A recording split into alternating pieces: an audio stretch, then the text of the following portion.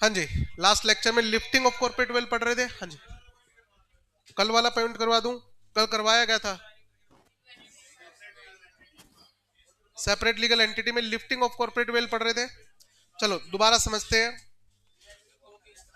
हाँ कोई बात नहीं, एक रिवीजन के हिसाब से सबसे पहले टॉपिक क्या स्टार्ट करवाया था? Lifting of corporate wealth.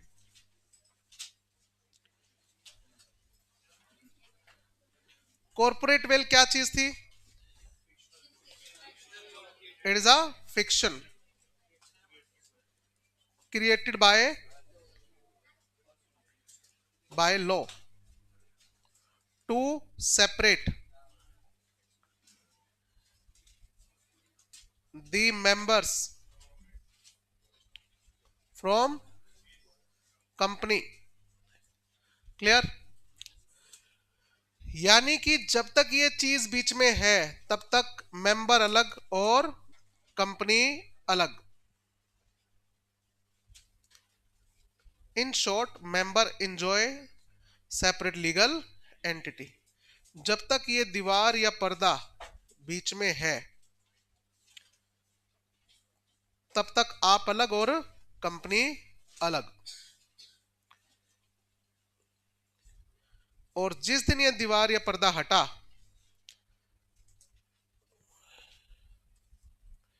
उस दिन कंपनी और मेंबर को क्या मान लिया जाएगा? एक मान लिया जाएगा।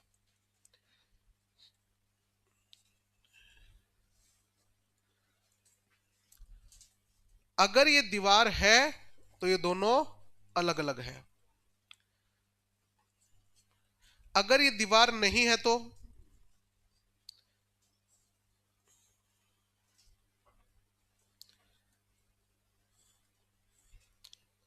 इसका मतलब मेंबर और कंपनी एक ही चीज है।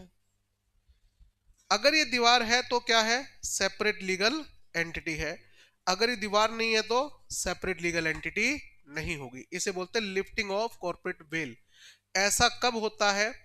जब इस बात का फायदा उठाकर कुछ बंदे छी हरकतें करनी शुरू कर देते हैं, गंदे काम करने शुरू कर देते हैं कि गलत काम करेंगे और जिस दिन पकड़े जाएंगे कहेंगे ये काम किसने किया है? कंपनी ने।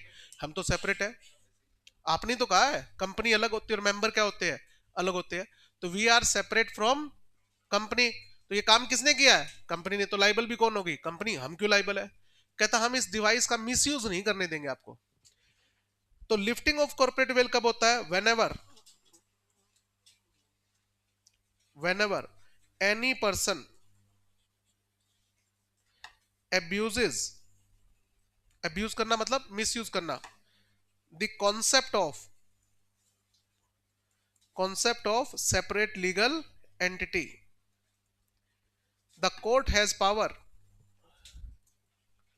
the court has power to lift the corporate veil, मतलब दैट इज इग्नोर।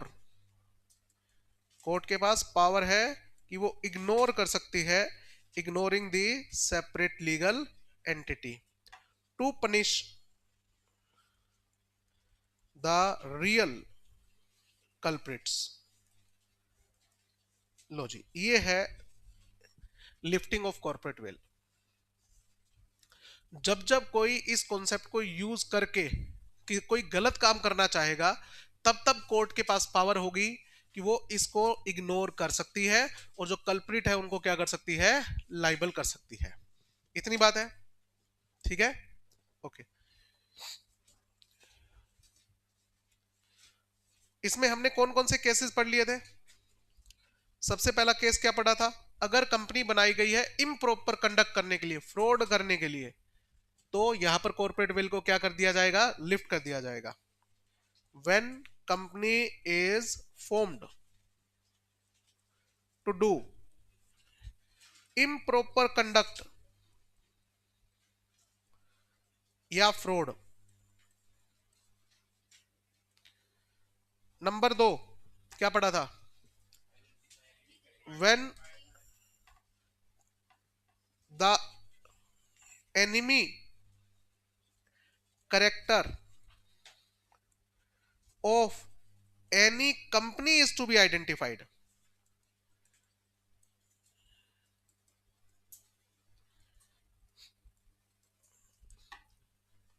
जब हमें किसी कंपनी का एनिमी कैरेक्टर जानना हो, हमें किसी इंसान का एनिमी कैरेक्टर जानना, तो क्या देख लेंगे? तुम्हारी सिटीजनशिप कहां की है, दिखाओ तुम कहां के सिटीजन हो। अगर तुम एक ऐसी कंट्री के सिटीजन हो जिसके साथ हमारा वॉर चल रहा है, तो भैया आप हमारे दुश्मन हो और आपके साथ कोई कॉन्ट्रैक्ट नहीं होगा। और अगर कोई कॉन्ट्रैक्ट किया हुआ तो वो क्या हो जाएगा? सस्पेंड हो जाएगा जब तक वो वॉर चलता रहेगा। पॉइंट समझ में आ रहा है? और सर एक कंपनी का कैसे पता लगा? कंपनी के पास तो सिटीजनशिप होती नहीं। सिटीजनशिप किसके पास होती है? सिर्फ एक नेचुरल पर्सन के पास। एक्सेप्शन है दुबई, यूएई, जिन्होंने रोबोट को भी सिटीजनशिप दे रखी है। बाकी कोई भी कंट्री वर्ल्ड में, पूरी कंट्री जितनी भी है सारी, सब सिटीजनशिप किसको देती है?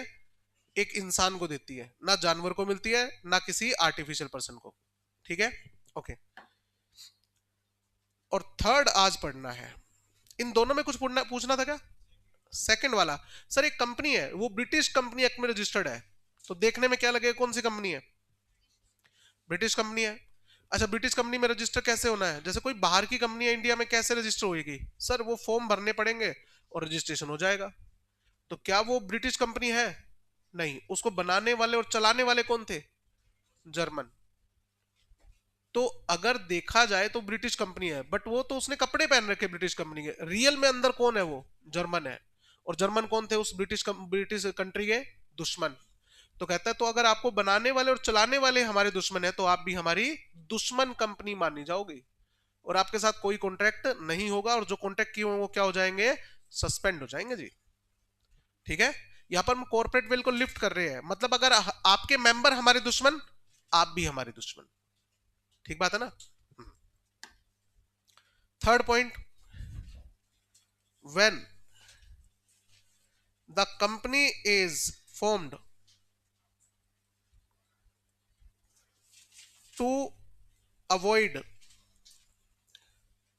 The tax liability. एक बंदे ने कंपनी बनाई है सिर्फ और सिर्फ किस लिए? टैक्स की चोरी करने के लिए, टैक्स को अवॉइड करने के लिए। समझते इस केस में क्या था? मिस्टर डिनशो एक पढ़े लिखे इंसान थे, बढ़िया, खूब पढ़े हुए थे।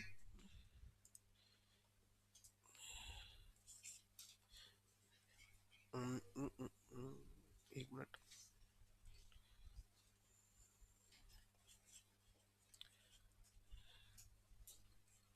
मोटा पैसा था इनके पास और इन्होंने पैसा इन्वेस्ट कर रखा था। Mister D, huge money invested. Suppose करो इन्होंने 100 लाख रुपीज इन्वेस्ट कर रखे हैं।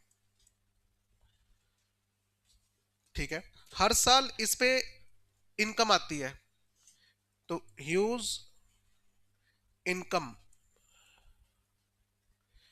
और सपोज करो 10% की इनकम आती है, तो बताओ कितनी होगी? हर साल 10 लाख रुपए की इनकम आती है। जितना पैसा इन्वेस्ट कर रखा 10% उसके ऊपर रिटर्न आ जाती है, तो हर साल कितनी इनकम आ रही है? 10 लाख। अच्छा, पुराने जमाने की बात कर रहे हैं हम, ये केस बहुत पुराना है। तब टैक्स जो है वो स्लैब सिस्टम पे लगता था। कितने बच्चों ने सुना हुआ स्लैब सिस्टम के बारे में? Slab system of tax,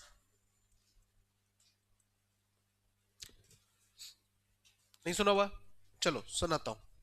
slab system का मतलब होता है जैसे जैसे इनकम बढ़ेगी वैसे वैसे आपका टैक्स बढ़ेगा।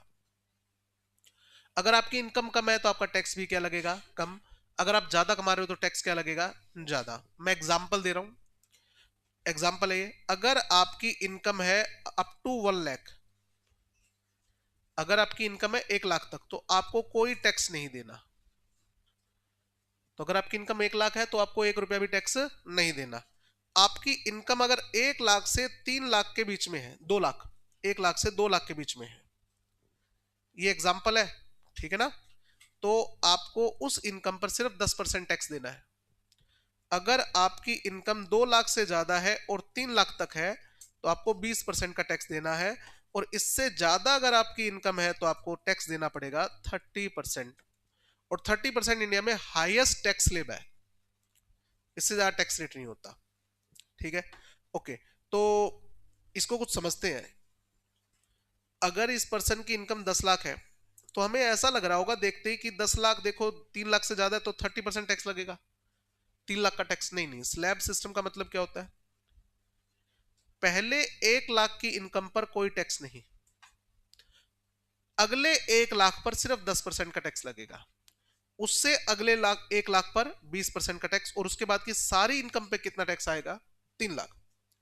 एग्जाम्पल, किसी बंदे की इनकम 2.5 लाख की है, तो मुझे बताओ उसके ऊपर कितना टैक्स लगेगा? अरे हाँ, यही बता रहा था। अब आपको स्लैब सिस्टम का मतलब समझना है। पहले 1 लाख पर, फर्स्ट 1 लाख पर कितना टैक्स? 0। अगले 1 लाख पर कितना टैक्स लगेगा? 10%। तो 1 लाख से 2 लाख के बीच में कितनी इनकम है? 1 लाख की। 1 लाख का 10% कितना हुआ? 10,000। अब बताओ कितना और पैसा बच गया? 50,000। तो 50,000 पे कितना टैक्स लगेगा? तो कितना हुआ? 10,000 का टैक्स और हो गया। तो 2.5 लाख की इनकम पे टोटल टैक्स कितना बना? 20,000 का टैक्स बना। इसे बोलते हैं स्लैब सिस्टम। क्या चीज? 50,000 10 कहां लगा है? 20 लगा है बेटा। ये देखो, इनकम का स्लैब लेवल चेंज हो गया है। पहले 1 लाख पर कोई टैक्स नहीं, अगले 1 लाख पर 10%, उससे अगले 1 लाख पर 20%, और उसके बाद जो भी इनकम आएगी उस पर कितना टैक्स लगेगा? 30% टैक्स लगेगा। एग्जाम्पल और चेंज कर देता हूं, अच्छे से समझेंगे। पैसे पूरे दे रखे तुम लोगों ने, पैसे पूरे करवाएंगे तुम्हारे। 3.5 लाख की इनकम है। अब बताओ कैसे कैसे कैलकुलेशन करोगे? पहले 1 लाख पर 0, पहले 1 लाख पर कोई टैक्स नहीं है। अगले 1 लाख से 2 लाख के बीच में कितनी इनकम हुई? 1 लाख की, उस पर 10% टैक्स। 2 लाख से 3 लाख के बीच में इनकम कितनी हुई? 1 लाख की, उसके ऊपर 20% टैक्स। देखो इनकम बढ़ रही है और टैक्स बढ़ता जा रहा है। और लास्ट में कितना बच गया? 50,000। वो कौन से स्लैब में आ रही है? 30% के स्लैब में। 15,000 का टैक्स यहाँ बन गया। टोटल टैक्स कितना हो गया? 45,000 का। जैसे जैसे इनकम बढ़ती जाएगी टैक्स बढ़ता जाएगा बेटा। अब यही स्लैब अप्लाई करके इस पे टैक्स बताओ कितना बन रहा है? करो कैलकुलेशन सारे। 240 कैसे निकाला? पहले 1 लाख पर 0, अगले 1 लाख पर 10% कितना हो गया? 10,000। अगले 1 लाख पर 20,000 का, और अब बच गए 7 लाख। 7 लाख पे कौन सा स्लैब चल रहा है? 30%। 2,10,000।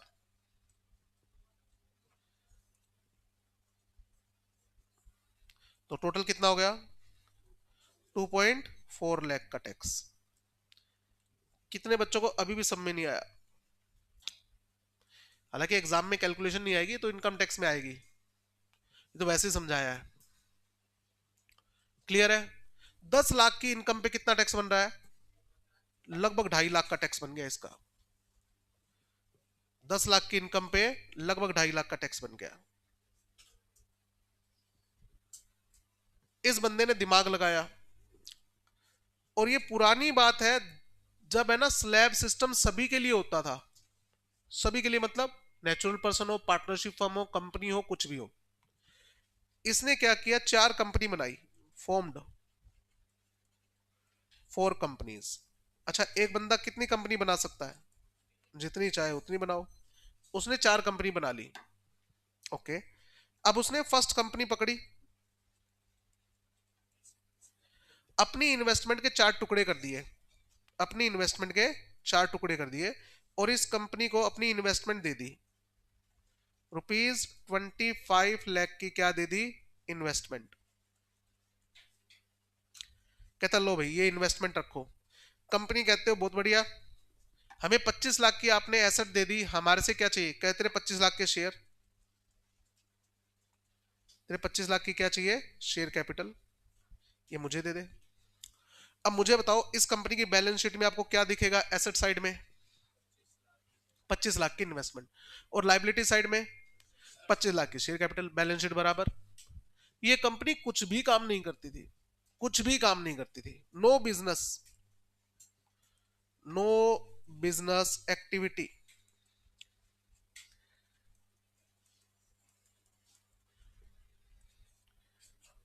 सिर्फ इसकी बैलेंस शीट में क्या है, इन्वेस्टमेंट है।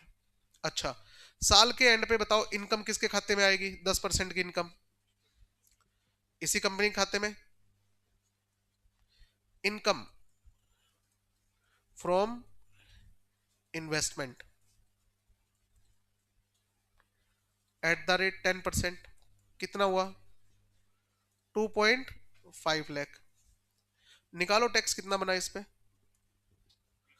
2.5 लाख पे 20,000 का। और ऐसी कितनी कंपनी बना रखी है, मल्टीप्लाई बाय 4 कंपनीज,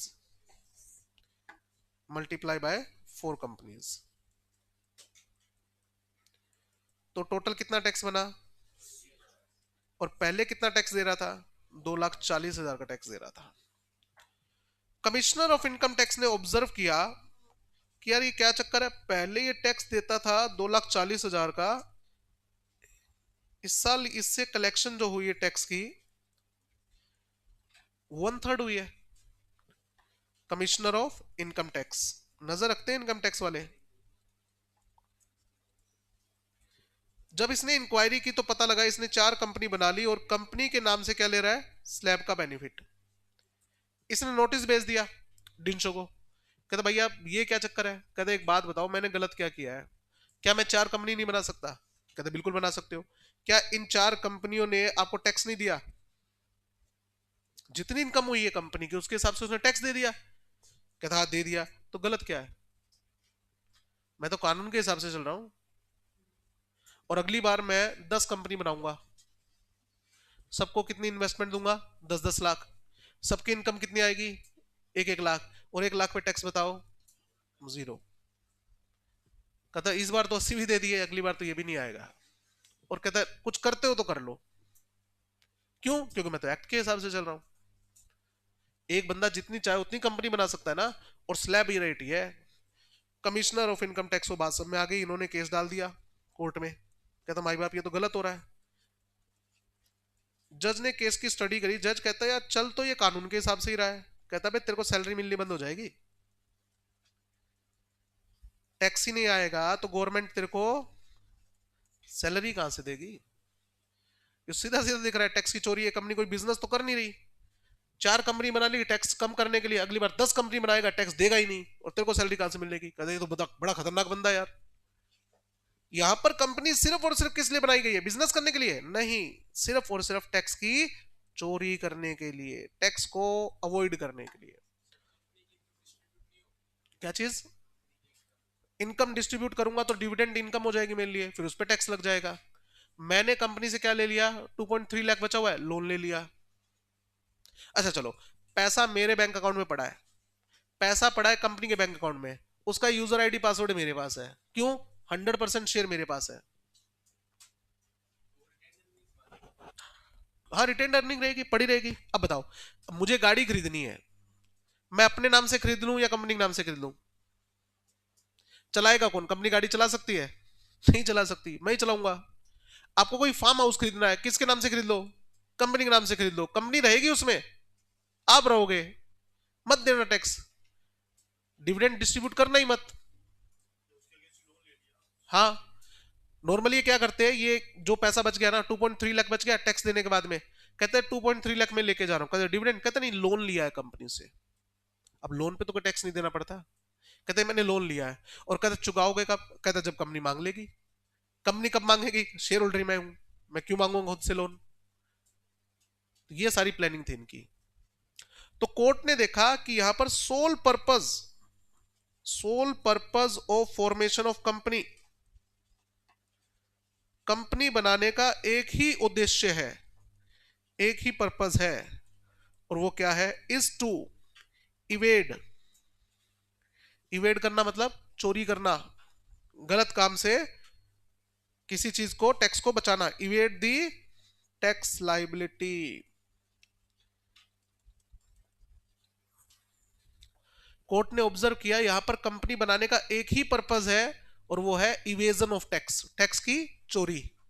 तो बताओ कोर्ट ये अलाउ कर देगा? ऐसे अलाउ कर दिया तो हर कोई बंदा टैक्स देगा ही नहीं। ठीक है, दस corporate veil is lifted and all the income of companies will be treated as income of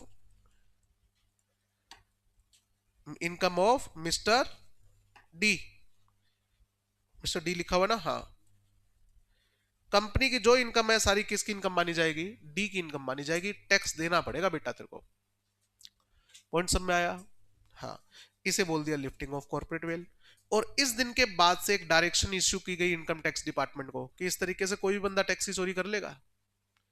और वहां से एक रूल क्या बना आज के टाइम में, अगर आपने कंपनी बना रखी है, पार्टनरशिप फर्म बना रखी है, तो फ्लैट 30% टैक्स लगता है बेटा। अब टैक्स के दो रेट है, एक स्लैब सिस्टम और एक फ्लैट सिस्टम। तो अगर आपकी पार्टनरशिप फर्म है या कंपनी है तो 1 रुपया भी कमा रखा है ना तो उसके ऊपर टैक्स देना पड़ेगा, 30% टैक्स देना पड़ेगा। कहता बना ले कंपनी। अब सोचो ये रूल क्यों आया है? ताकि कोई कंपनी बनाकर अपनी टैक्स लाइबिलिटी रिड्यूस ना कर ले। स्लैब सिस्टम दो ही चीजों पर अप्लाई होता है, एक इंडिविजुअल पर और एक HUF पर, हिंदू अनडिवाइडेड फैमिली पर। बाकी किसी पर भी स्लैब नहीं है। अब पार्टनरशिप फॉर्म बना लिया, फ्लैट 30% टैक्स दे दो। कंपनी बना रखी है, फ्लैट 30% टैक्स दे दो। एनजीओ तो एग्जम्प्ट हो जाती है, सेक्शन 12 भी आता है इनकम टैक्स में। कोऑपरेटिव सोसाइटी पे टैक्स लगेगा, सोसाइटी पे, कोऑपरेटिव सोसाइटी पे 30%। ठीक है, उनके लिए टैक्सेशन। आप जब सीए फाइनल में आओगे ना तो आपका सीए फाइनल में सारी चीजें दे रखी है। चैरिटेबल ट्रस्ट की टैक्सेशन कैसे होगी, कंपनी की कैसे होगी, पार्टनरशिप फर्म की कैसे होगी, एलएलपी की कैसे होगी, मल्टी स्टेट कोऑपरेटिव सोसाइटी कैसे होगी, सबकी दे रखी है। ठीक है,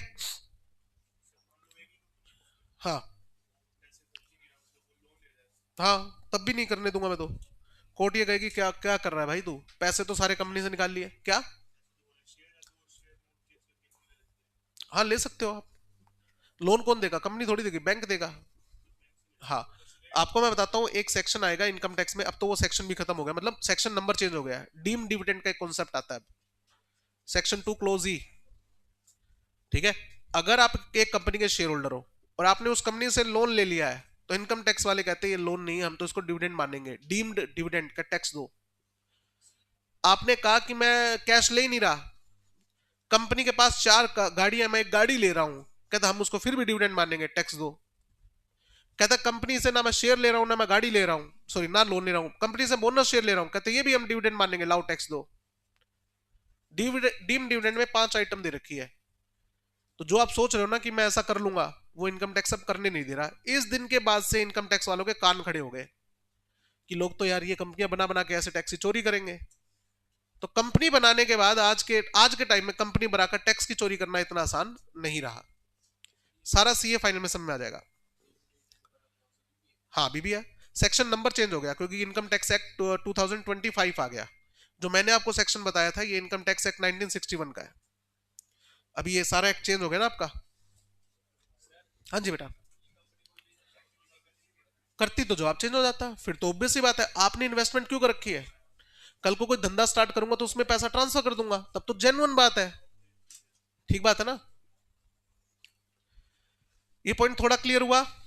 ओके, अब आते हैं फोर्थ केस पे। When company is formed to avoid employ welfare legislation.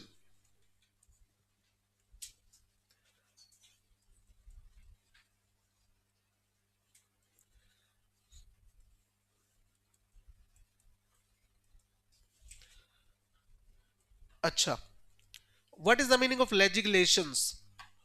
Law, कानून को, एक्ट को लेजिस्लेशन भी बोलते हैं। ठीक है, और एक वर्ड आता है लेजिस्लेशन, कानून बनाने वाला। तो जो कानून बनाता है उसको लेजिस्लेशन बोलते हैं, और जो कानून होता है उसको लेजिस्लेशंस भी बोलते हैं। इंडिया में कानून कहां बनते हैं? पार्लियामेंट में बनते हैं। इंडिया में कानून कहां बनते हैं? पार्लियामेंट में। तो इंडिया में हु इज लेजिस्लेचर? पार्लियामेंट। चलो, इंप्लॉय वेलफेयर का मतलब क्या हुआ? ऐसे कानून जो इंप्लॉय के वेलफेयर के लिए, उनकी भलाई के लिए बने हुए हैं। कौन कौन से हैं? कोई एग्जांपल?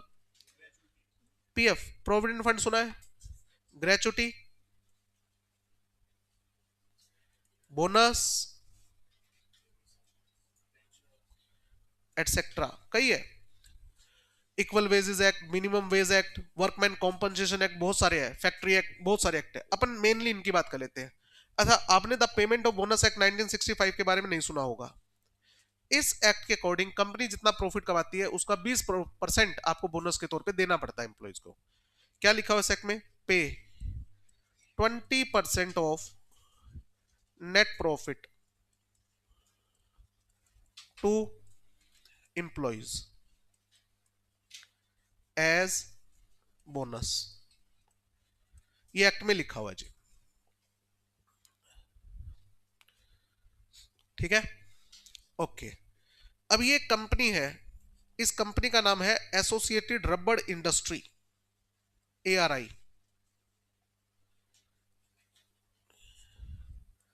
एसोसिएटेड रबड़ इंडस्ट्री लिमिटेड कंपनी। इस कंपनी का जो नेट प्रॉफिट आएगा उसका 20% इनको किनको देना पड़ेगा? एम्प्लॉइज को देना पड़ेगा।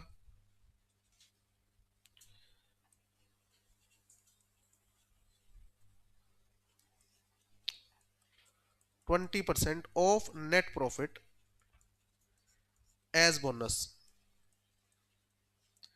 ये कहां लिखा हुआ है? ये एक्ट में लिखा हुआ है, the payment of bonus act 1965। Okay, अब बताओ इस कंपनी का जो नेट प्रॉफिट है वो कितना है? सपोज करो इसका नेट प्रॉफिट जो आता है वो 65,000 का आता है। ये नेट प्रॉफिट है, ठीक है। तो 65,000 का 20% कितना बना? 13,000। 13,000 इंप्लॉइज को बोनस के तौर पे दे दो। पुराना पुराना एक्ट है, ये पुराना केस है। तब 10-15 हजार भी बहुत ज्यादा थे। अच्छा, इस कंपनी ने एक इन्वेस्टमेंट कर रखी है, इस कंपनी ने एक इन्वेस्टमेंट कर रखी है ऑफ 4.5 लाख रुपीस। ओके, और इस इन्वेस्टमेंट से हर साल 10% की क्या आती है? रिटर्न आती है, 10% annual return.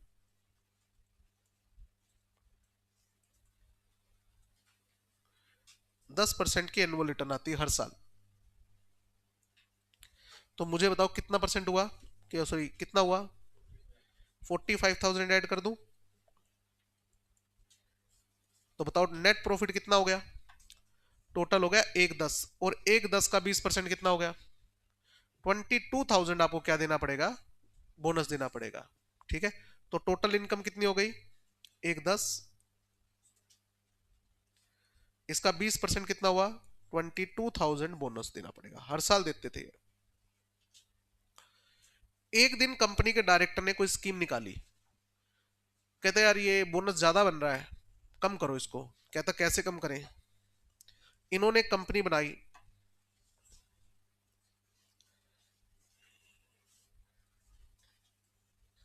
PQR limited company, PQR limited company. Okay, अपनी इन्वेस्टमेंट सारी की सारी इसको दे दी, अपनी सारी इन्वेस्टमेंट इसको बेच दी, सोल्ड इन्वेस्टमेंट। कहता ये इन्वेस्टमेंट तुम रख लो भाई। कंपनी कहती है बढ़िया, 4.5 लाख की मैंने इन्वेस्टमेंट ले ली, बताओ आपको क्या चाहिए 4.5 लाख के बदले में? कहता तेरी सारी कैपिटल, एंटायर शेयर कैपिटल। अब बताओ PQR की बैलेंस शीट में क्या है? एसेट साइड में 4.5 लाख की इन्वेस्टमेंट, लाइबिलिटी साइड में 4.5 लाख की शेयर कैपिटल जो ARI के पास है।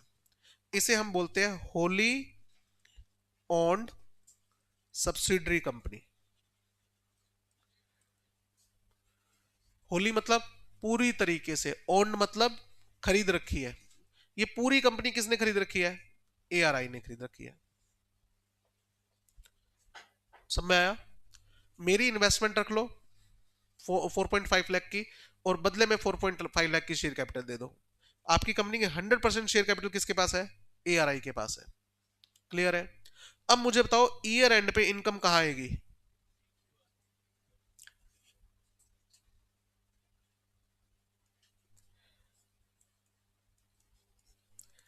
ईयर एंड पे इनकम कहां जाएगी?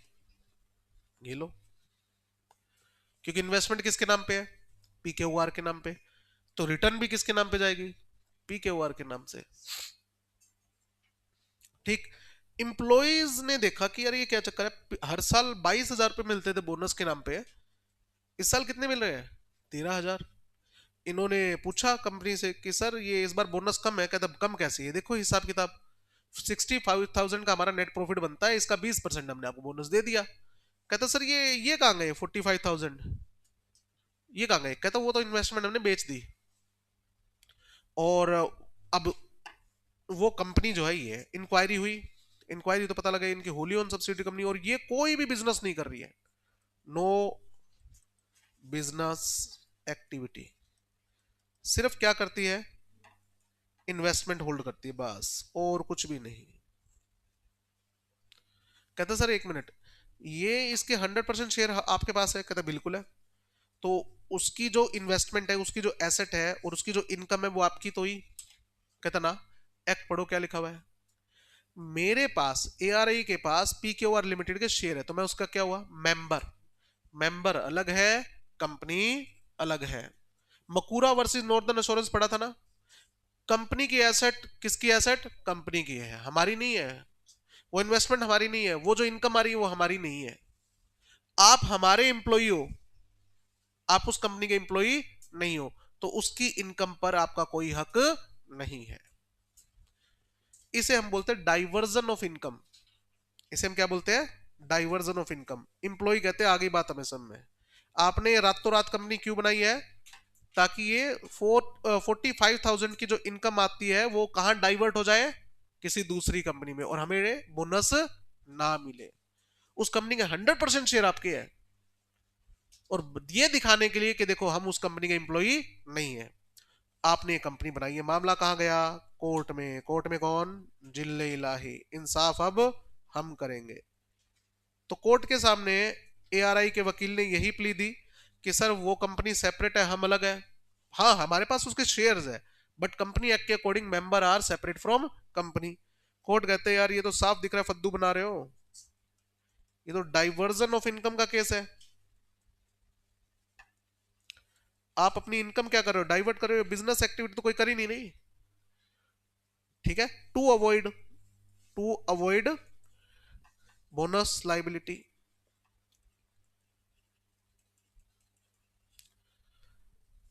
कोर्ट ने क्या कहा? ना ना ना, for the purpose of computation of bonus,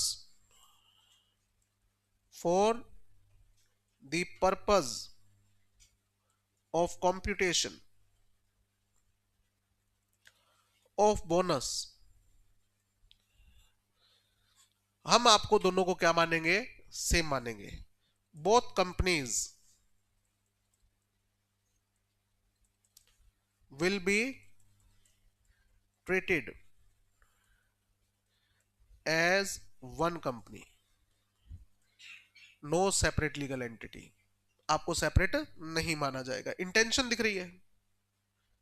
तो यहां पर आपकी कंपनी को और पीकेओआर को सेपरेट नहीं माना जाएगा, दोनों को क्या माना जाएगा? एक। तो उसकी इनकम, आपकी इनकम, बोनस आपको पूरी इनकम पे देना पड़ेगा, कंसोलिडेटेड इनकम पे देना पड़ेगा। बात समझ में आ गई? ये 4 केस आपकी बुक में 5 है, मैंने यहां पर 4 लिखवाया है, 5वां भी करवाऊंगा। हाँ जी,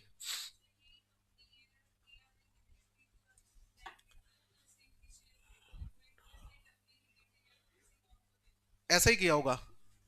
होली ओन सब्सिडरी में क्या होता है कि देखो आप समझो, ये एक पब्लिक कंपनी है। पब्लिक कंपनी में मिनिमम मेंबर कितने होने चाहिए? 7 होने चाहिए। तो एक कंपनी क्या करती है, 99% शेयर खुद खरीद लेती है, बाकी 6 शेयर अपने डायरेक्टर के नाम पे या अपने इंप्लॉइज के नाम पे ले लेती है, तो ये होली ओन सब्सिडरी होती है। ठीक है।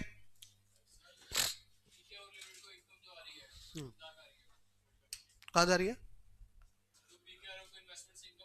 हाँ, कहीं नहीं जा रही, बैंक में पड़ी है।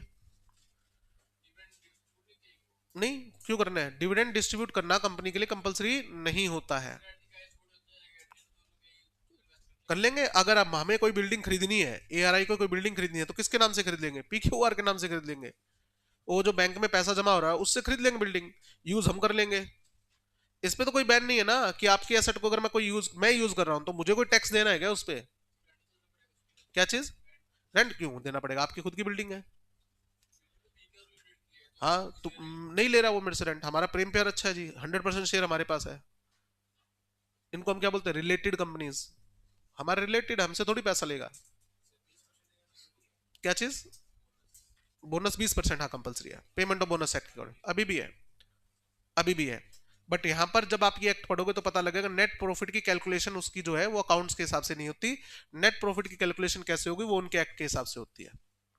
उसमें कई चीजें ऐसी होती है जो अलाउड नहीं होती, और वहां पर नेट प्रॉफिट के ऊपर एक मैक्सिमम लिमिट भी होती है। ठीक है, वो जब एक्ट पढ़ोगे तब। टैक्स में कहीं नहीं है। हाँ, टैक्स में भी नहीं है। The payment of bonus act 1965, ये आपको शायद सीएस में पढ़ने को मिले, पहले सीए में होता था, इंटर में। पहले सीए इंटर में होता था। सीए इंटर में आपका ग्रेचुटी एक्ट भी था, पीएफ एक्ट भी था, बोनस एक्ट भी था। ये दोनों एक्ट, ये तीनों एक्ट हट चुके हैं बहुत टाइम पहले। हम्म। हाँ बिल्कुल। आप किसी का मर्डर कर दो, जब तक आप पकड़ में नहीं आओगे तब तक आपको सजा हो ही नहीं सकती। जब पकड़े जाओगे तभी सजा मिलेगी।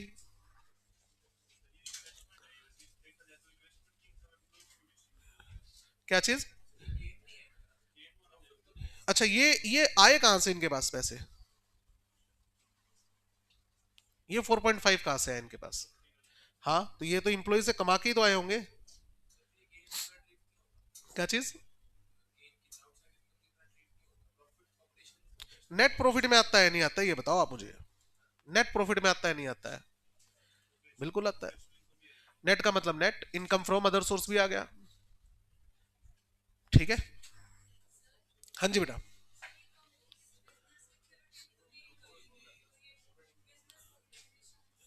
ये बिजनेस, ना ना, अभी एक कॉन्सेप्ट और भी आएगा, डोरमेंट कंपनी। डोरमेंट कंपनी भी आएगा एक, टाइप्स ऑफ कंपनी के अंदर डोरमेंट कंपनी आएगा।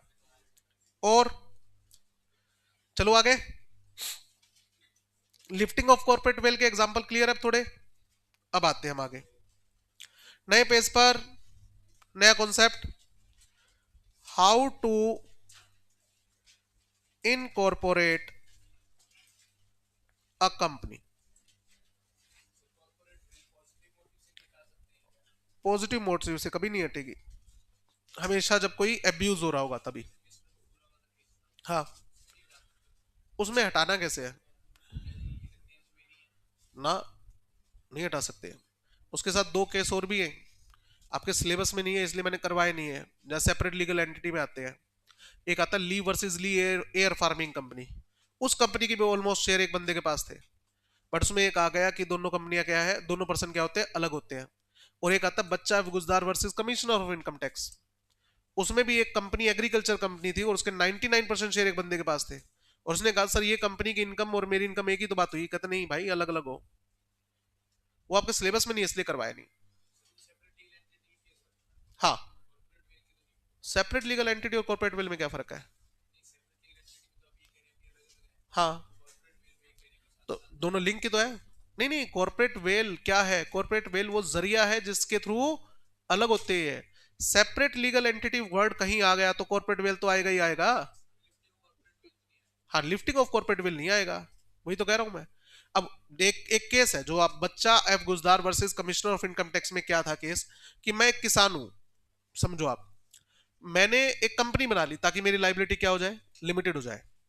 और मैंने उस कंपनी के नाम से क्या किया, बिजनेस करना शुरू कर दिया। फिशरीज का बिजनेस था उसका। आपको पता है कि ये अगर मैं एग्रीकल्चर का बिजनेस करता हूं इंडिया के अंदर तो मुझे कोई टैक्स नहीं देना पड़ता, पता है आपको? इंडिया के अंदर अगर आप एग्रीकल्चर का बिजनेस करते हो तो आपको 1 रुपए का भी टैक्स नहीं देना। ठीक। तो फिशरीज का बिजनेस किया मैंने उस कंपनी के नाम से और मैंने 10 करोड़ की फिश बेची। फिशरीज का बिजनेस इंडिया में एग्रीकल्चर में माना जाता है। ठीक है। अब 10 करोड़ की इनकम के ऊपर कितना टैक्स देना है? एक भी टैक्स नहीं दिया। 10 का 10 करोड़ नेट प्रॉफिट बचा। अब वो उसने क्या ले लिया? डिविडेंड के तौर पे ले लिया। 99% शेयर उसके पास थे। जैसे उसके पास वो इनकम आई, इनकम टैक्स ने कहा लाओ टैक्स दो। कहता किस बात का टैक्स? Dividend income. कहता ना ना ना, एग्रीकल्चर इनकम। अब वो बंदा क्या करा है? ये एग्रीकल्चर इनकम है। इनकम टैक्स वालों ने केस ठोक दिया। सॉरी, इनकम टैक्स वालों ने उनको परेशान किया था, लाओ भैया टैक्स दो। उसने इनकम टैक्स के खिलाफ केस ठोक दिया कि ये कंपनी के 99% शेयर मेरे पास है, तो इसका बिजनेस और मेरा बिजनेस एक ही तो बात हुआ। इसका एग्रीकल्चर का बिजनेस है, मेरा भी तो एग्रीकल्चर का हुआ। कहता नहीं, कंपनी अलग है, आप अलग हो। कंपनी के लिए ये एग्रीकल्चर इनकम थी, उसका बिजनेस क्या, उसकी इनकम क्या कर रखी है? एग्जम्प्ट की हुई है, उसके ऊपर एक रुपए का टैक्स नहीं है। जब ये इनकम आपको डिविडेंड के तौर पे मिल रही है तो it is not agriculture income, it is income from finance and investment, और उसके ऊपर टैक्स देना पड़ेगा। हाँ, इनकम नहीं लेता, कंपनी में पड़ा रहने देता, चल जाता काम। बट अगर वो कंपनी से कोई एसेट लेता, बोनस लेता, लोन लेता, तो ये डीम डिविडेंड में आ जाता, फिर उसके ऊपर भी क्या देना पड़ेगा? टैक्स। इनकम टैक्स बनाते हुए ना ये भी एसएससीज की तरह सोचते हैं कि किस तरीके से आदमी कैसे कैसे इसको अब्यूज कर सकता है। तभी तो लॉ में अमेंडमेंट आती रहती है। चेंज क्यों आते हैं लॉ में? इसीलिए तो आते हैं। जहां जहां लोगों ने एक्ट को अब्यूज करने का तरीका ढूंढ लिया, लो इनकम टैक्स वाले उसे क्या कर देंगे? चेंज कर देंगे।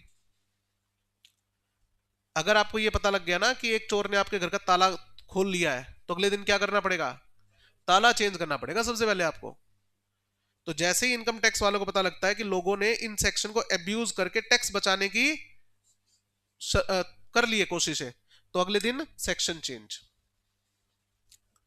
इनकम टैक्स के अंदर देखो सबसे ज्यादा घपला मैं आपको बताता हूं। जैसे आप प्रॉपर्टी खरीदते हो और बेचते हो ना, उसमें बहुत घपला होता है। आपने कोई प्रॉपर्टी खरीदी थी, सपोज करो 1990 में खरीदी थी, जमीन खरीदी थी, हिसार में खरीदी थी।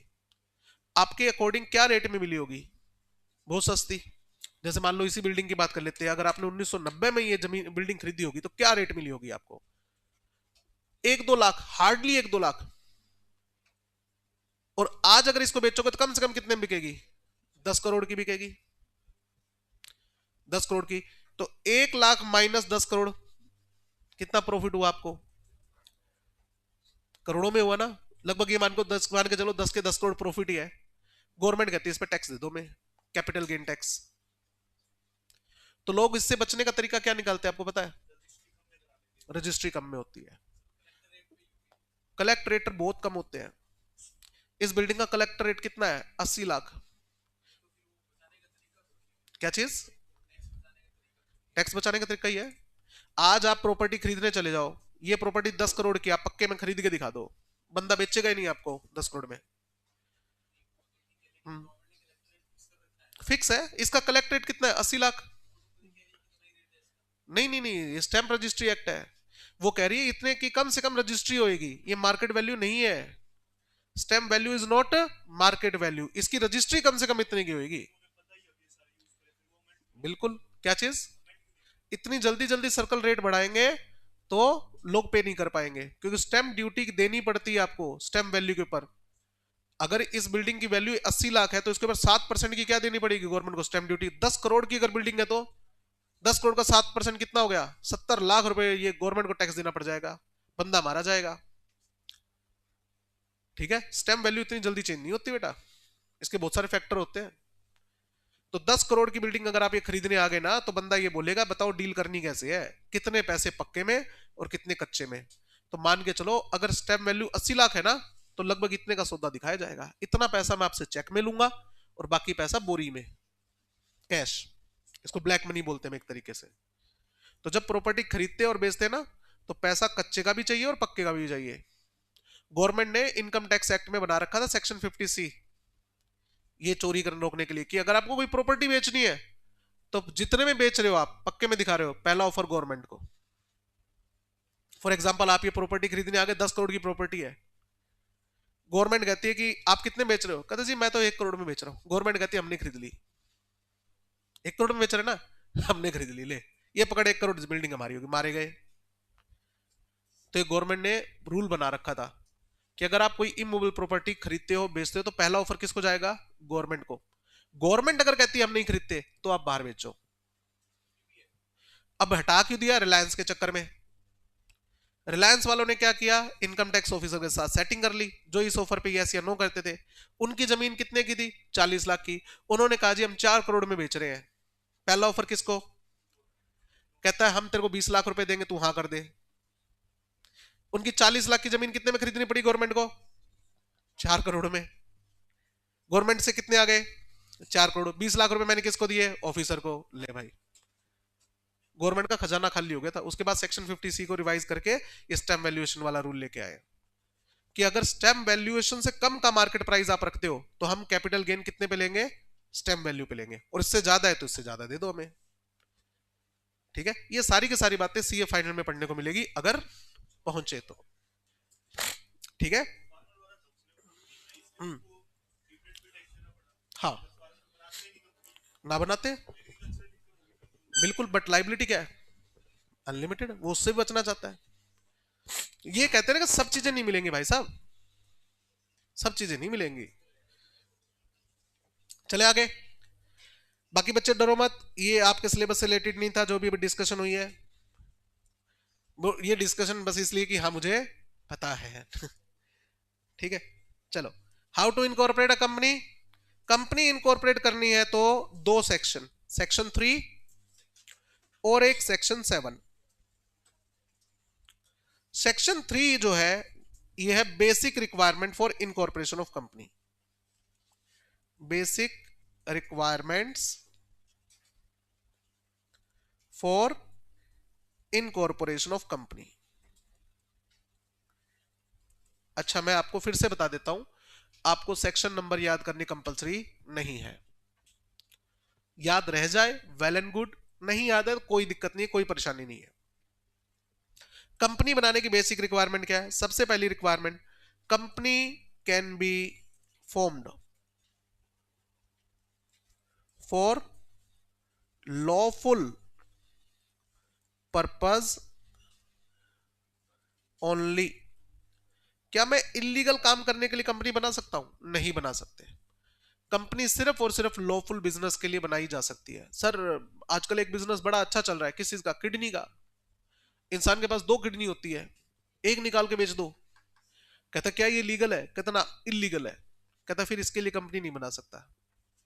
इन सिंपल वर्ड, अगर आपने इलीगल काम किया तो आपके ऊपर लाइबिलिटी आएगी और उसके ऊपर कोई लिमिट नहीं होगी। और कंपनी में लाइबिलिटी क्या होती है, लिमिटेड होती है। गलत काम करोगे जूत पड़ेंगे, कितने, अनलिमिटेड। ठीक है, तो गलत काम करने के लिए कंपनी नहीं बना सकती, ये पहली बेसिक रिक्वायरमेंट। और मिनिमम बंदे चाहिए भाई, मिनिमम सब्सक्राइबर्स। ये सब्सक्राइबर कौन होते हैं, जो कंपनी बनाएंगे और कंपनी बनाने के बाद ये क्या बन जाते हैं, बताओ कितने चाहिए, 1 2 7। एक किस केस में, अगर ओपीसी बना रहे हो तो, 2 किस केस में, अगर प्राइवेट कंपनी बना रहे हो तो, और 7 किस केस में, अगर पब्लिक कंपनी बना रहे हो तो। और उसके बाद आप लिमिटेड लाइबिलिटी कर सकते हो by share, limited liability by share और गारंटी, वो आपकी मर्जी है। अभी करेंगे सारी बातें, सब कुछ आएगा। ये बात समझ में आई, बेसिक रिक्वायरमेंट। बेसिक रिक्वायरमेंट सबसे पहली रिक्वायरमेंट क्या है, लॉफुल पर्पस होना चाहिए। दूसरा, कम से कम 1 2 7 बंदे होने चाहिए। और उसके बाद आप डिसाइड करो आपको अपनी लाइबिलिटी शेयर से लिमिटेड करनी है या गारंटी से। अब ये शेयर से लिमिटेड होने का मतलब क्या है, गारंटी से लिमिटेड होने का मतलब क्या है, जल्दी पता लगेगा, ये टाइप्स ऑफ कंपनीज में आएगा। सेक्शन 7 में प्रोसीजर दे रखा है, इसमें क्या दिया हुआ है, प्रोसीजर दे रखा है, प्रोसीजर फॉर इनकॉर्पोरेशन, स्टेप्स।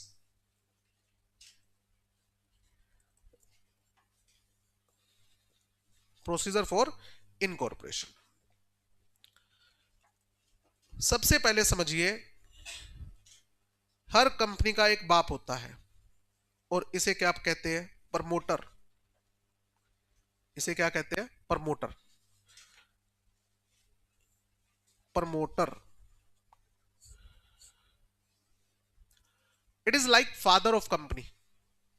ठीक है। प्रमोटर वो बंदा है जिसके दिमाग में कंपनी बनाने का आइडिया सबसे पहली बार आता है। दिमाग की बत्ती जली, आइडिया फॉर कंपनी, इसके दिमाग में आइडिया आया, एक कंपनी बनाते हैं और ये बिजनेस करते हैं। ठीक है, ओके। बट जैसा कि आपने कहा कि अकेले बात बनेगी नहीं, ओपीसी बनानी है तो बात अलग है, प्राइवेट कंपनी बनानी है तो कम से कम कितने बंदे होने चाहिए? 2। और पब्लिक कंपनी बनानी है तो कम से कम 7। तो आपको अपना आइडिया क्या करना है? शेयर करना है। इसने अपने आइडिया क्या किया? शेयर किया, शेयर्ड विद कुछ इसके जानने पहचानने वाले बंदे थे, जो इसको हमेशा कहते थे कि भाई कोई बिजनेस, कोई काम धंधा बताना जिसमें 2 पैसे लगा सके। हमारे पास पैसा है लगाने के लिए, कोई काम धंधा हो तो बताना। ये इनके पास गया और इसने अपना आइडिया इनके साथ क्या किया? शेयर किया। ये है पोटेंशियल। ये कौन है? पोटेंशियल इन्वेस्टर्स है। What is the meaning of investors? जो पैसा इन्वेस्ट करेगा। पोटेंशियल इन्वेस्टर, जो पैसा इन्वेस्ट कर सकता है। पोटेंशियल का मतलब क्या हुआ? जो कर सकता है, फाइनल नहीं है कि ये करेगा। इसके साथ आइडिया शेयर किया, देखते हैं कितना कन्विंस होता है। तो मैंने कहा यार काम करते हैं, सीए की कोचिंग पढ़ाएंगे। सीए का स्कोप बढ़ता जा रहा है आगे। ठीक है। और कोचिंग का बिजनेस करेंगे, कंपनी बनाएंगे। तो ये पोटेंशियल इन्वेस्टर में से कुछ बंदों ने कह दिया हाँ ठीक है, साउंड गुड, कर सकते हैं। कितना पैसा लगेगा, कहाँ कोचिंग करोगे, ऑनलाइन करोगे, ऑफलाइन करोगे, टीचर कहाँ से आएंगे, सारी बात कर लेते हैं। कुछ कहते हैं नहीं नहीं, रोज 10 अकेडमियां खुलती है, 10 बंद होती है यार, क्या फायदा है? कोई फायदा नहीं है। ठीक है। तो उनमें से कुछ पोटेंशियल इन्वेस्टर जो है वो कहते यस वी आर इन। उन्होंने आपका आइडिया सुना और उन्होंने कहा यार तेरे आइडिया में क्या है? दम है। सब ने, कुछ ने कहा, some potential investor, some said we are in. कुछ ने कहा हम तैयार हैं। कहते गुड, तो फिर मैं कंपनी बनाने की कार्रवाई शुरू करूं? कहता गो गो फॉर इट। कंपनी बनाने की कार्रवाई शुरू करो, हम कंपनी में पैसा लगाने के लिए तैयार हैं। अब ये प्रमोटर जाएगा एक सीए के पास।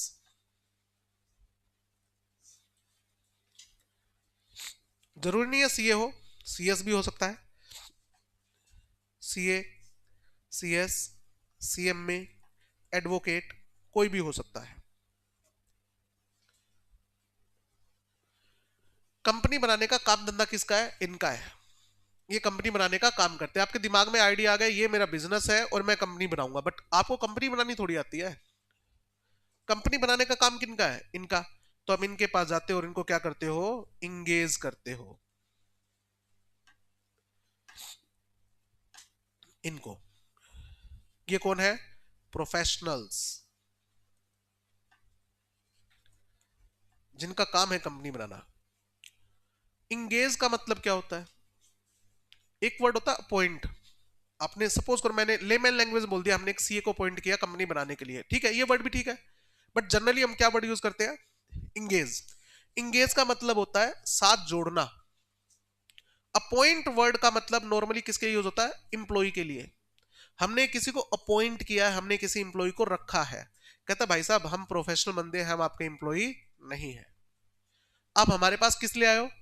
कंपनी बनवाने के लिए आए हो। प्रोफेशनल बंदों के लिए वर्ड क्या यूज होता है? इंगेज करना। आपने हमें कंपनी बनाने के लिए इंगेज किया है, जोड़ा है अपने साथ, हम आपकी कंपनी बनाने में हेल्प करेंगे, बदले में क्या लेंगे? फीस लेंगे।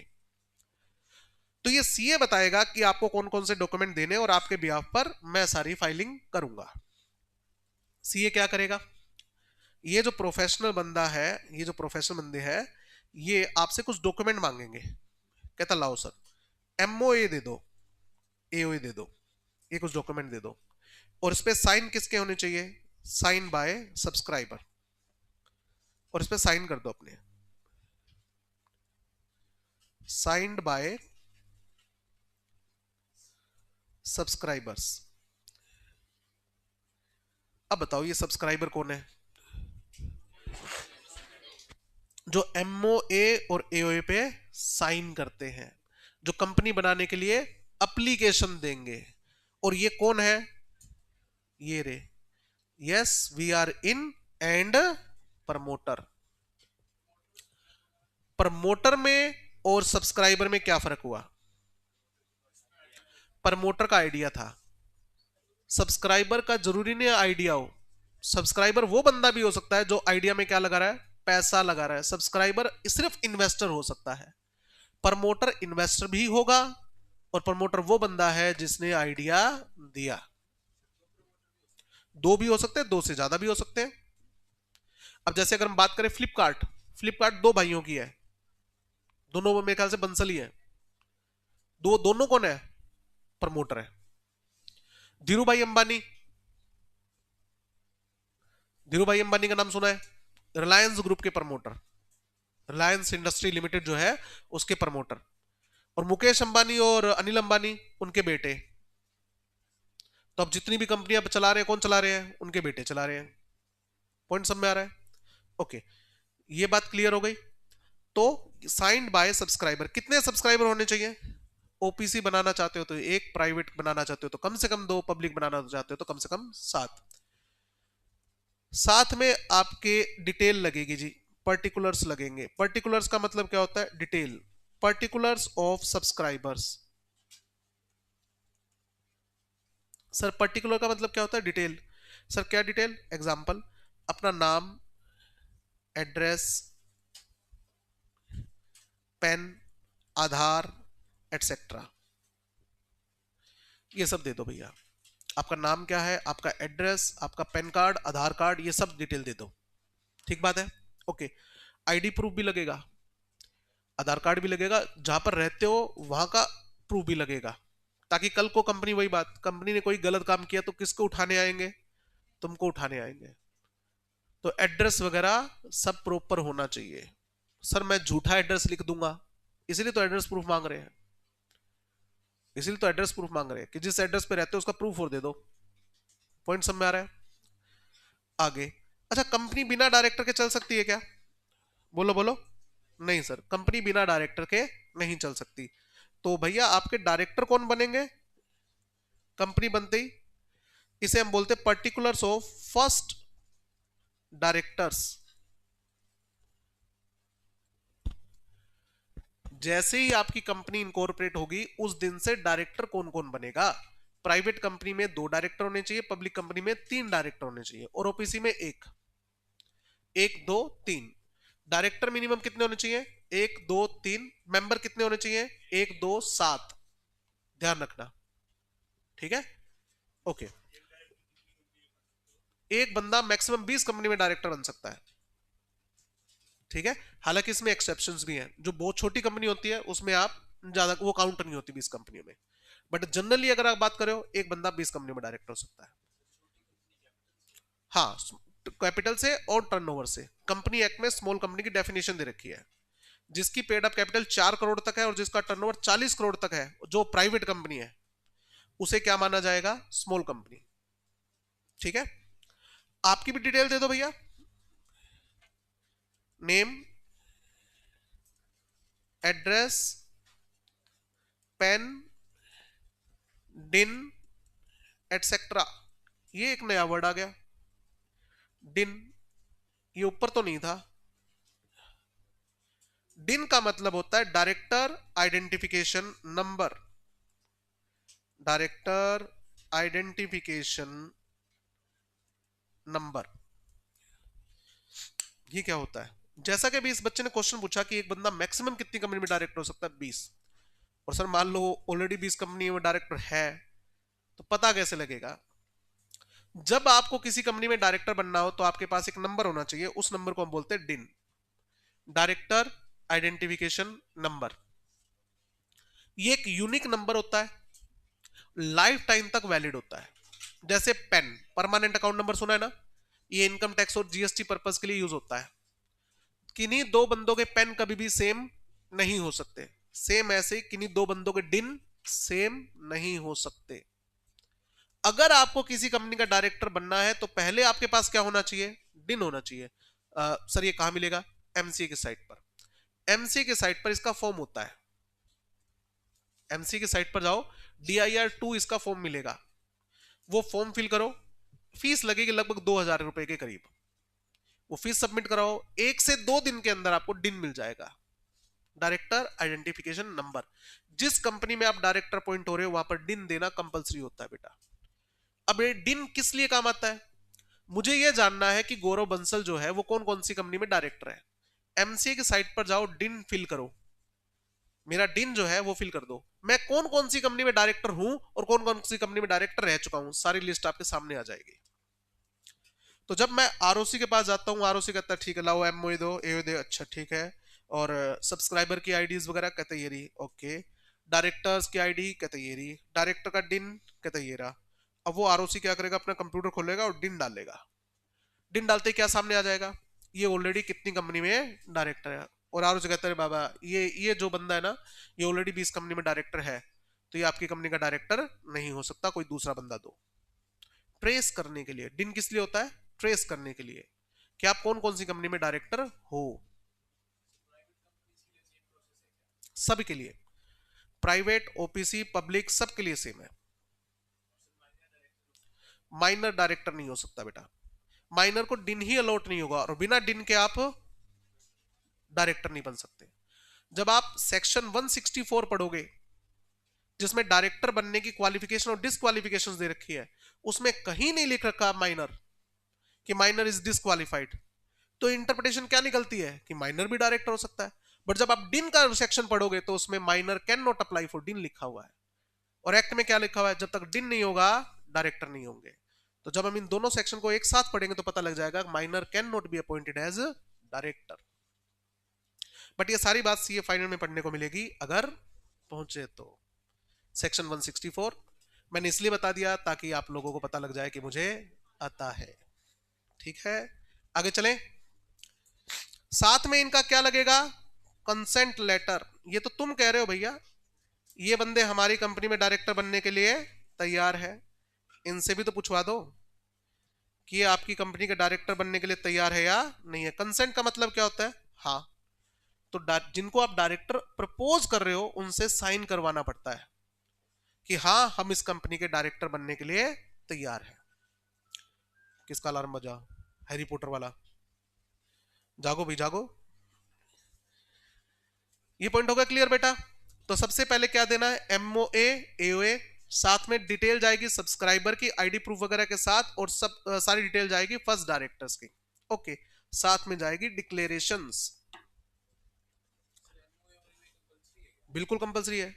एमओए तो कंपलसरी है, एओए में अगर आप एओए नहीं देते हो तो फिर टेबल एफ लगेगी। 5 टेबल है शेड्यूल 1 के अंदर, टेबल FGHIJ, 5 तरह की कंपनी आगे आएगा। तो अगर आपने अपने खुद के रूल्स नहीं दिए, आर्टिकल्स नहीं दिए, तो आपको जो गवर्नमेंट ने रूल बना रखे फिर वो फॉलो करने पड़ेंगे। हाँ हाँ असल में ऐसा ही है, एओ भी। हाँ तो जब हम ऑनलाइन फाइल करते हैं या तो आप अपना एओ अपलोड करो, अगर अपना नहीं करोगे तो वहां पर टेबल ले ऑटोमेटिकली जगह table F, sorry model articles बोलते हैं इसको, वो फॉलो अपलोड करने पड़ते हैं। ये वही बात है कि जैसे आप ऑटो में बस स्टैंड पे जा रहे हो तो या तो तुम रेट फिक्स कर लो कितने पैसे दूंगा, नहीं करोगे जो स्टैंडर्ड रेट है वो देना पड़ेगा। आर्टिकल्स तो अपलोड होंगे ही होंगे, या तो आपके खुद के आर्टिकल्स दो, नहीं तो जो टेबल एफ में लिखा हुआ है वो एज इट इज अपलोड होगा, ठीक है। चले आगे, साथ में देनी पड़ेगी कुछ डिक्लेरेशन। ये डिक्लेरेशन क्या होती है, एफिडेविट। सर एफिडेविट क्या होता है, लीगल पेपर, एक स्टाम्प पेपर लो और उस स्टाम्प पेपर पे आपको 2-3 बातें लिख के देनी पड़ेगी। अच्छा क्या क्या बातें, सबसे पहली बात, ये जो भी सब्सक्राइबर है और डायरेक्टर है, सब्सक्राइबर्स एंड डायरेक्टर्स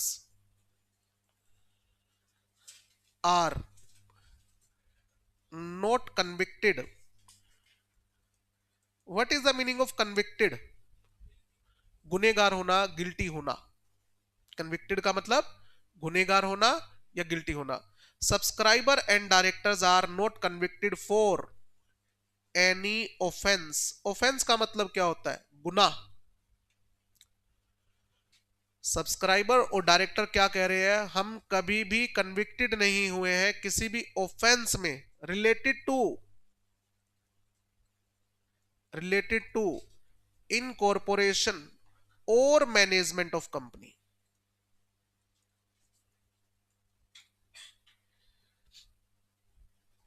ठीक है सर, नहीं समझ में आया। विजय माल्या का नाम सुना है? सबने सुना है। क्या किया विजय माल्या ने? किंगफिशर एयरलाइंस, ठीक है, उसकी एयरलाइंस थी। किया क्या उसने?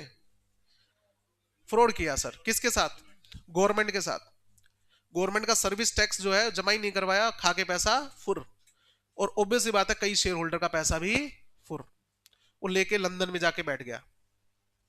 ठीक है, बाद में गवर्नमेंट ऑफ इंडिया ने पकड़ा उसको, लंदन में पकड़वाया, डिटेन करवाया और उसके ऊपर केस चलवाया और अब उसको इंडिया में भी ले आए कि बेटा सारी तेरी प्रॉपर्टी बेचेंगे और पैसा तो रिकवर करेंगे, टैक्स तो छोड़ेंगे नहीं।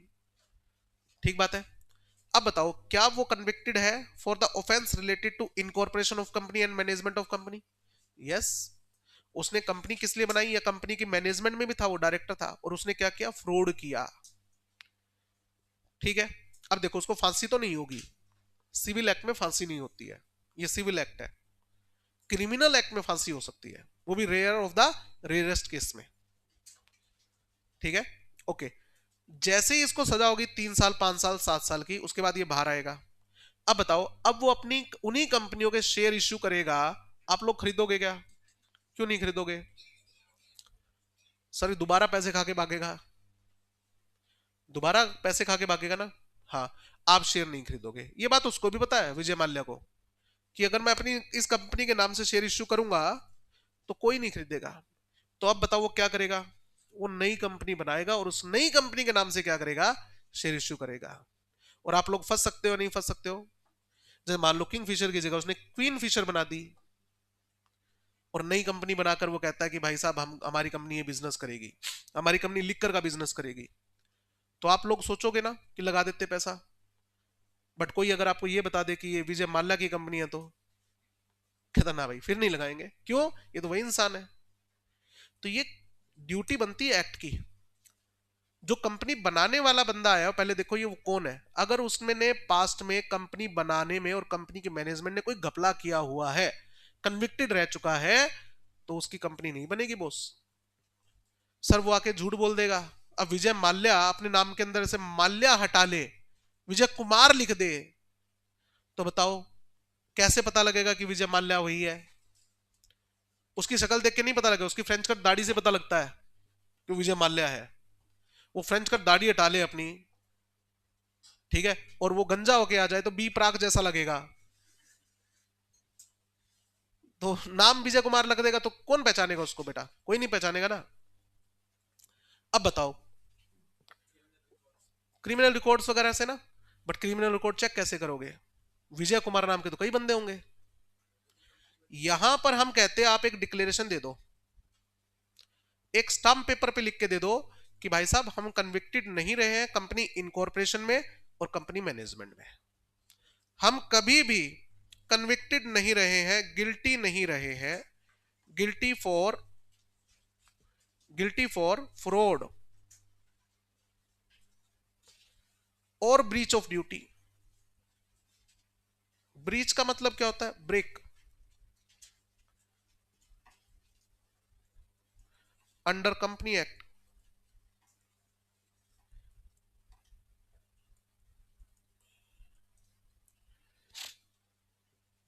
और अगर ऐसा कुछ हुआ भी था, अगर ऐसा कुछ हुआ भी था तो भाई साहब अब मैं सुधर चुका हूं। इस बात को 5 साल हो चुके हैं, लास्ट 5 years में we are not guilty for offence related to incorporation of company and not guilty for fraud और breach of duty under the company act. बात समझ में आ गई? इस बात का मतलब यह है कि अगर आपने कंपनी एक्ट के अंदर फ्रॉड किया, कंपनी एक्ट में ब्रीच ऑफ ड्यूटी की, इनकॉर्पोरेशन ऑफ कंपनी और मैनेजमेंट ऑफ कंपनी के अंदर गिल्टी पाए गए तो 5 साल तक आप कंपनी नहीं बना पाओगे। 5 साल का आपके ऊपर क्या लग जाएगा? बैन लग जाएगा। पॉइंट समझ में आया? ये बात लिख के दो। सर ये तो झूठा भी लिख देगा कि मैं तो गिल्टी नहीं हूं। जब वो विजय माल्या से विजय कुमार लिखेगा तो तुम्हें क्यों लगता है कि लिख के देगा वो ये बात? वो ये लिखेगा no I am not guilty. कहते बेटा स्टाम्प पेपर पे लिख के दे रहा है, लीगल पेपर पे। बात ध्यान रखना, इश्क, खाज और फ्रॉड छुपाए नहीं छुपते। आज नहीं तो कल सामने आएंगे। जब सामने आएगा 10 साल की जेल है बेटा इसको। फ्रॉड के केस में कंपनी एक्ट में लगता है सेक्शन 447, सबसे खतरनाक सेक्शन पूरे कंपनी एक्ट का, जिसमें लिखा मिनिमम जेल 3 साल की है। अगर आपने फ्रॉड किया तो मिनिमम जेल कितने की है? 3 साल, मैक्सिमम 10 साल की। कहता लिख के तो दे एक बार, तू आगे हम देख लेंगे। झूठ लिख के दे तू। अच्छा अब बताओ इस डिक्लेरेशन में साइन कौन करेगा? CA, subscriber and first directors. CA नहीं करेगा साइन यहां पर। क्यों नहीं करेगा? मुझे क्या पता जेल जाके आया नहीं जाके आया। सही बात है ना? ओके, एक डिक्लेरेशन और लगेगी, एक डिक्लेरेशन और लगेगी।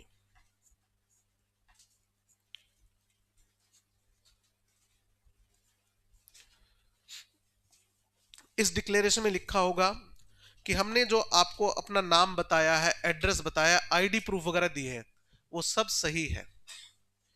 ट्रू एंड करेक्ट पर्टिकुलर्स, जो भी हमने पर्टिकुलर्स दिए हैं, अपना नाम, एड्रेस, आईडी, ये सब क्या है? ये सही है। और कंप्लायंस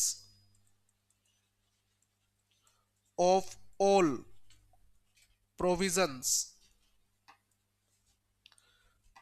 और हमने सारे प्रोविजंस को कंप्लाई कर लिया है for the incorporation of company, for the incorporation of company.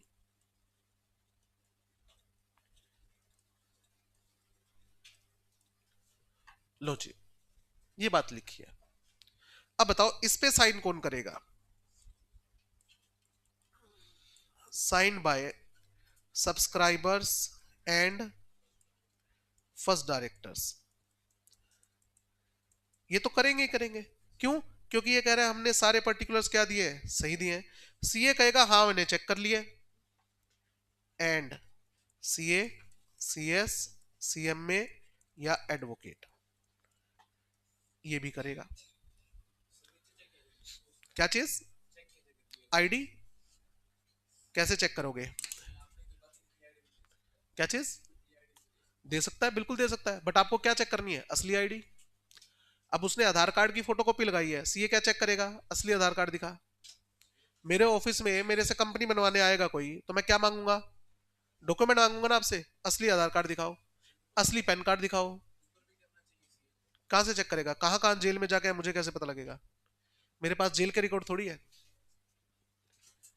जिस चीज के प्रूफ नहीं होते उस वहां क्या लिए जाते हैं? एफिडेविट्स, कि तुम लिख के दे दो हम तुम्हारी बात मान लेंगे, और कल को पता लगा तुम झूठ बोल रहे थे तो चलो जेल। ठीक है ना? वो कहते हैं ना मां कसम, कहता मां कसम नहीं, लिख के दे दे। इसको हम इन डिक्लेरेशन को हम ओथ भी बोलते हैं। इन डिक्लेरेशन को हम क्या बोलते हैं? Oath. O A T H. Oath का मतलब क्या होता है? कसम खाना। कहता खा कसम, कहता मां की कसम, कहते लिख के और दे दे। ठीक बात है ना? खाली कसम से कोई मरता है क्या? कसम खाने से अगर कोई मरता तो इस क्लास में सारे मरे मिलते। तुमने भी तो कसम खाई होगी किसी की कि मैं सिर्फ तुमसे प्यार करता हूं। नहीं खाए तो खाओगे बेटा। और कसम खाने से कोई मरता है तो देखना सारे टपकोगे। ऐसा होता नहीं है ना, तो इसलिए कहता है तुम मरोगे नहीं कसम खाने से, बट तुम लिख के दे दो, मार तुम्हें हम देंगे जब सामने आओगे। तो सेक्शन 447। बात समझ में आ गई? आज के लिए इतना काफी है, ये सेक्शन अभी खत्म नहीं हुआ है, इसको कंटिन्यू करेंगे। ठीक है? हाँ हाँ, उनका लीगली होना जरूरी है। हाँ, क्योंकि डॉक्यूमेंट्स वही वेरीफाई कर सकता है।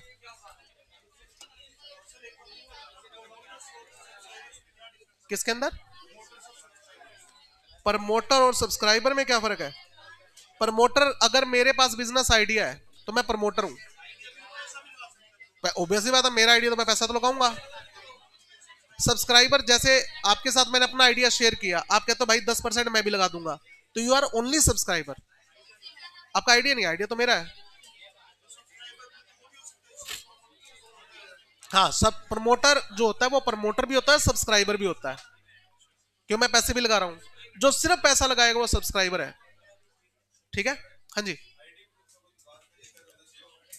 आईडी प्रूफ में उसका मैं कल आपको एग्जांपल दूंगा। मेरे दोस्त का एग्जांपल हुआ था, उसको सेक्शन 447 का नोटिस आया था, तो उसको मैंने कैसे बचाया था वो भी बता दूंगा। ठीक है।